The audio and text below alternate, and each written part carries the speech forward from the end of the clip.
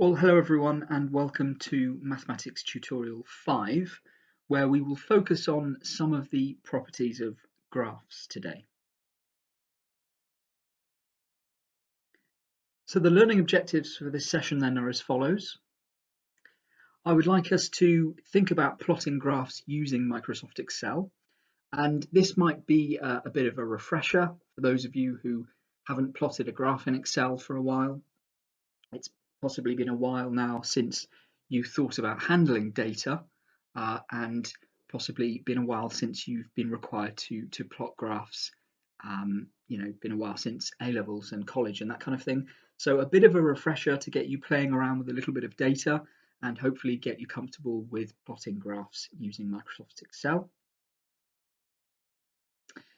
I then want to understand how we can find the equation of a straight line and show you some examples of where we might use that in the chemical sciences to perhaps find the concentration of an unknown sample. And then finally determine algebraically where two straight lines intersect on a graph. So you will come across examples throughout your degree program of whereby you have two straight lines on a graph, and it may be useful perhaps when trying to determine some physical measurement to work out where two straight lines intersect on a graph. So graphs, as you know, are pictorial representations of data. It's how we as scientists view data, and I go on about this a little bit in the key skills tutorial where I talk about how to write a lab report and comment on the idea that a picture paints 1,000 words. And of course it absolutely does. A graph is a much better way of presenting data than simply looking at data in a table. And it allows us as scientists, chemists, to look at the relationship between two variables and indeed determine the nature of that relationship. The x-axis is the horizontal axis, and that represents the controlled variable, so the variable that we as scientists are controlling. And the y-axis is that vertical axis, and it represents the observed variable. So a classic example of this that is given in the textbooks is that a scientist may wish to determine the relationship between the position of a knob, a button, and the volume of a speaker. And the experiment that would be set up would be to move the knob, the rotating button, and record the volume or the loudness of the speaker. The scientist is controlling the twisting of that button, and of course the thing that's being measured or observed is the volume. So we may plot a graph there of the controlled variable on the x-axis, which would be the position of our button, and the observed variable, which is the volume or loudness of the speaker, and we put that on the y-axis.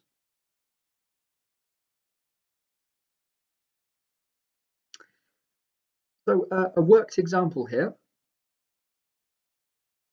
Hydrogen peroxide will decompose in the presence of excess serous ion, Ce3, to form the steric ion Ce4. You can see the equation there. Now we don't have to worry about the equation. What we have here is some data as a function of time for the concentration of hydrogen peroxide, and you can see that it's being decomposed with time and decreasing as time increases. So our controlled variable here is time. We're choosing to measure the concentration of hydrogen peroxide at various different time points, and our observed variable is hydrogen peroxide. So I'm going to head over to Excel now and plot that data up. So here we are then in Excel, and I've put the data into Excel that you saw on the previous slide, and I'm going to construct a graph for this data. So I simply highlight the data in question, head up to Insert, and I can insert a scatter graph here. And you can see there we have a relationship between the time and the concentration of hydrogen peroxide. So I can get rid of the title there because we tend to put titles in figures in lab reports. And I can add chart axis, and you'll note that I've got my controlled variable down here, which is time on the x-axis, and my observed variable on the y-axis, which is the concentration of hydrogen peroxide. So I will add my axis labels here. So H2O2 in moles per decimeters cubed. And I will add the other axis title, time in seconds. So dead easy to plot a graph in Excel. So pause here for self-test 1, and you can see there's 2 questions here, both with different data sets. What I would like you to do is just put these data sets into Excel and just become comfortable with plotting graphs and labeling axes correctly with units. Pause here and the answers will be on the next slide.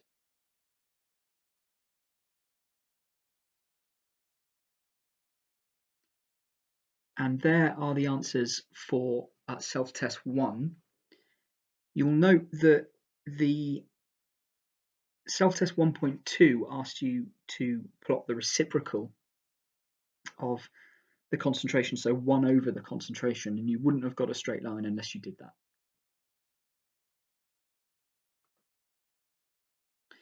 So we can write the mathematical form of a straight line as y equals mx plus c, where y is our observed variable, so that's the thing we're measuring.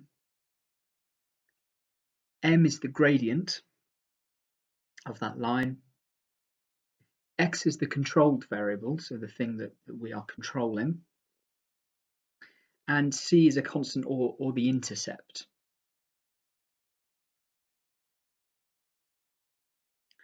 What I'd like to do now is to head over to Excel and take a look at some data, plotting some data and calculating the equation of a straight line in each case, and then to have a look at an example of where we apply the equation of a straight line to find the concentration of an unknown sample. Okay, so I've got a number of examples here whereby I'm going to plot the data for the example in question and then show you how to determine the equation of a straight line. And this will be very important when you come to conduct work in the laboratory. So let's have a look at the problem, which is in the pink box here. So having dissolved varying amounts of the organic dye crystal violet in water, we determine the optical absorbance of each solution. And we're asked here to plot a graph of absorbance, A, versus concentration, and to determine the equation of the straight line. So I have my controlled variable, which is the concentration of crystal violet in this case. That's the thing that the solutions that I'm making up to measure the absorbance on. And I have my observed variable, which is the absorbance. So the first thing that I'm going to do is just plot the two together in the form of a scatter plot. And you can see once again that we get a nice straight line. And I'm going to add some axis titles. So here I know that on this axis is my controlled variable. So this is the concentration of crystal violet.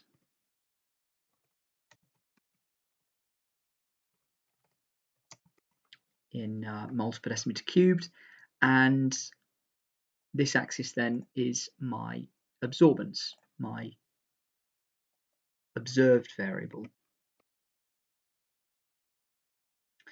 Now I want to add a trend line to that, and I want Excel to determine the equation of that line.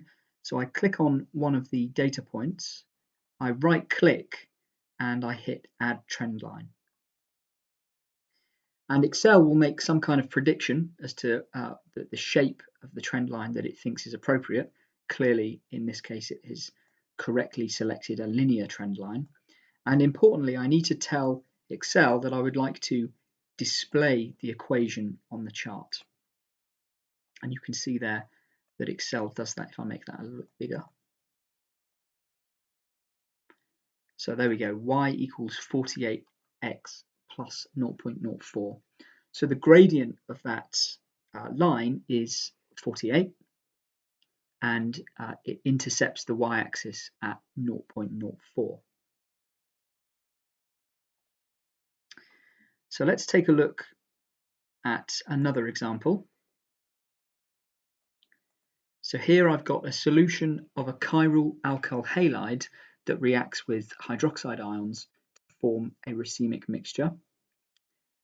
When a beam of plane polarized light is passed through the reaction mixture, its angle of twist, theta, decreases steadily with time until it reaches 0. And it asks me to plot a graph of angle versus time and to determine the equation of that straight line. So again, I know that time here is my controlled variable, and I'm measuring the angle of twist at specific time points. So I can create my graph, create my scatter plot, and I have a nice straight line, and I can add my axis titles now. So this axis is my x-axis, it's my controlled variable, and it's time in minutes. And I can add the value for my y-axis, which is angle in degrees. And once again, all I have to do is just right click on a point on the graph, add a trend line. Excel again suggests a linear trend line, which is correct, and I display my equation on the chart. And you can see here that Excel calculates a trend line for me. So the equation of that straight line is y equals 0.456x minus 16.68. Now you'll notice there that because the graph is negative, Excel has calculated correctly the trend line as y equals 0.456x minus 16.68. So the form of that straight line is y equals mx minus c. Now, of course, technically, that is y equals mx plus minus c. But you'll know from our algebraic studies that that is exactly the same as y equals mx minus c. So let's have a look at the final example here. And this involves the generation of a standard curve. So a sample of glucose of an unknown concentration has an absorbance of 0.3 at 265 nanometers. So we're shining light through a sample of glucose with the light has a wavelength of 265 nanometers, and the glucose molecules in that sample absorb, and their absorbance is related to their concentration. And below the question there is data that has been collected for the absorbance of glucose at a range of concentrations. And we call this a standard curve or a calibration curve because we can use it to calculate the concentration of glucose in our unknown sample. So the question asks us to do that.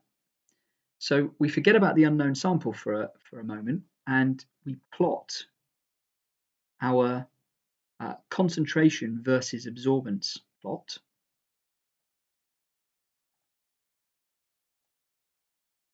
So So I plot that up. Let me just move a few things around here so we can see this a bit more clearly. So here's my plot of absorbance against concentration.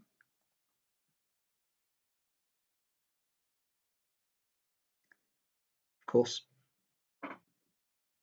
on the x-axis here is my controlled variable. So I can label these axes up. So that is glucose concentration in milligrams per mil. And on my y-axis is my observed variable, which is absorbance. Now, if I calculate the equation, or I add a trend line, and I display that equation on the chart, I get the equation of the straight line. And I can use this equation of the straight line from my calibration curve to calculate the concentration of glucose in my unknown sample. So I know an absorbance for that value is equal to, for my unknown sample, is equal to 0.3. So the absorbance of my unknown sample is equal to 0.3. And absorbance sits on the y-axis. So I want to know what x is when y is equal to 0.3, because x is the concentration of my glucose. So what I have to do first is rearrange my equation, which is y equals mx minus c here, to solve for x. Y equals mx minus c is the form of my straight line.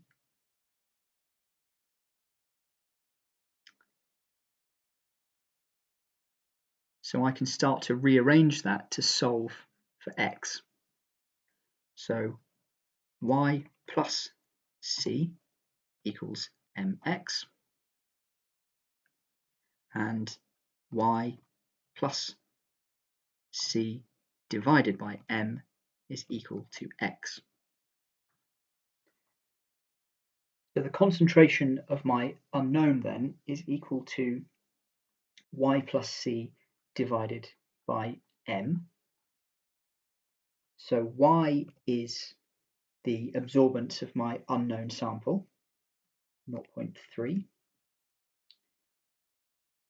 plus c, which is my intercept, which is 0.0079, and let's put some brackets around that, divided by the gradient of my graph, which is 0.081. And when you hit enter, then you get a value of 3.8 milligrams per mil. Now you can work out whether or not that seems sensible, because you've got a whole range of absorbances at a whole range of concentrations. The absorbance of our unknown sample sits at 0.3. So we know that the value should be somewhere between these two numbers here. Okay? The value of the concentration should be somewhere between 2.5 and 5, and of course it is. So I'd like you to pause here for self-test 2. And the first two questions in self-test 2 ask you to plot the data that you see in front of you in Microsoft Excel and to determine the equation of the straight line, and there is one more question on the next slide.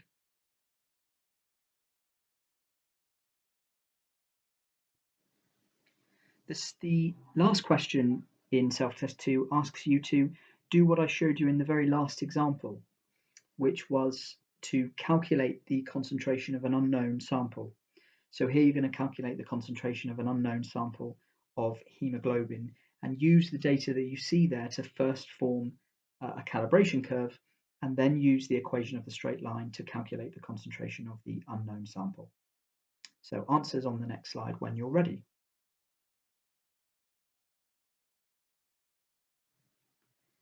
And there are the answers to self-test 2. The only tricky one is 2.2, where you would have had to plot the reciprocal of the pressure in order to get a straight line. And you'll note that the equation of the straight line for 2.2 is just y equals 0.5x. There's no intercept there, which implies that the intercept passes through x and y at 0.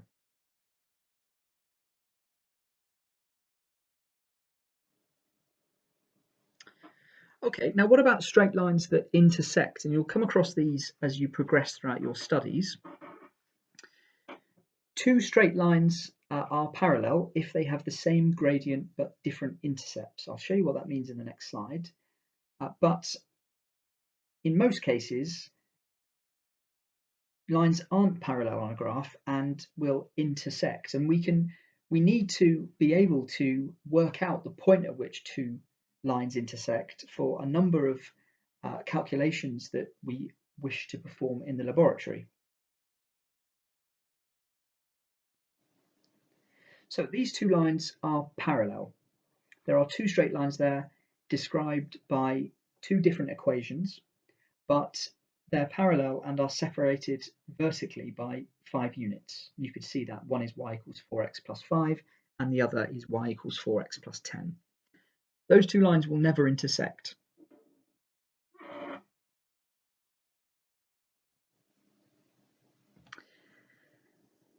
However, if you look at these two equations that describe the two straight lines here, y equals 4x plus 2 and y equals 6x plus 6, these lines will cross over or intersect at some point, albeit that I don't show you the crossover point here, but you can see that they will intersect at some point. Now, while each individual line out of those two is satisfied by an infinite number of points, there's only one single point that simultaneously satisfies two equations, and that's the point at which they cross over. And those two lines will only intersect when the value of x is the same for both and the value of y is the same for both. And in chemistry, it's often very important or even crucial to know at what values at x and y two straight lines meet.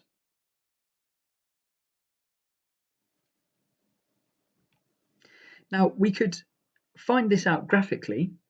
We could draw the two graphs and work out the point of crossover or intersection manually by hand.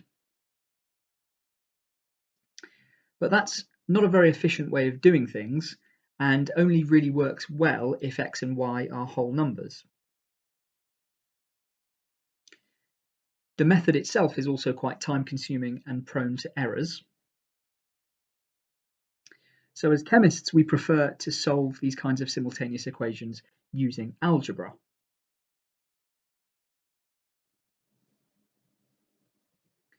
Let's have a look at a worked example where we do that. Let's look again at the following two lines and determine the point of intersection, but this time using algebra.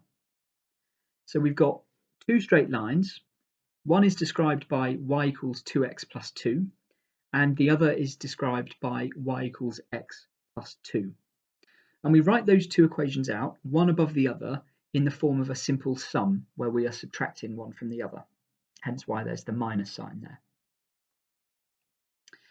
And we eliminate the y terms by subtracting one equation from the other, and we subtract these one at a time. So y minus y is 0,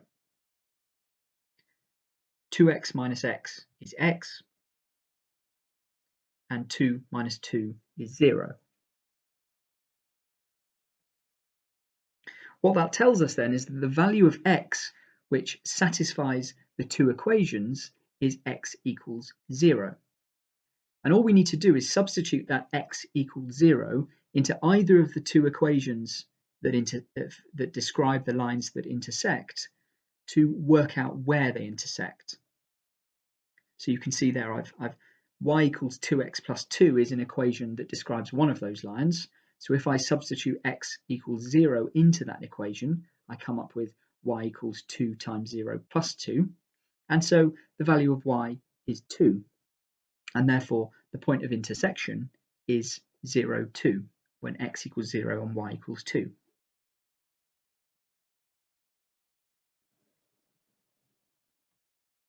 Let's have a look at another worked example.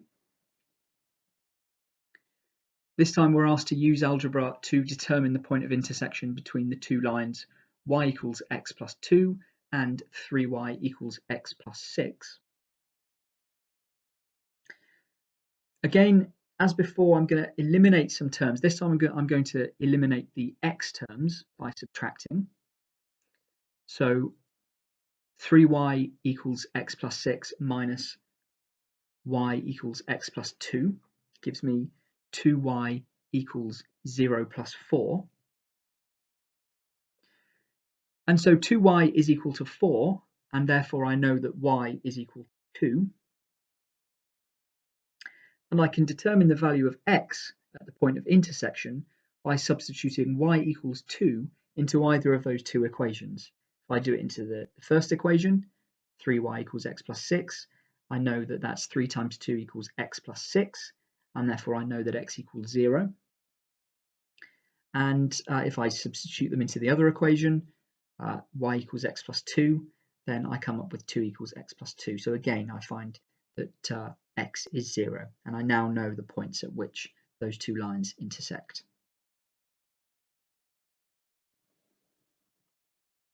So pause here for self-test 3.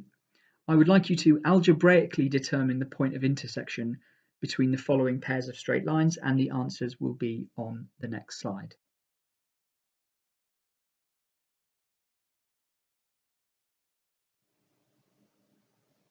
And here are the answers to self-test 3.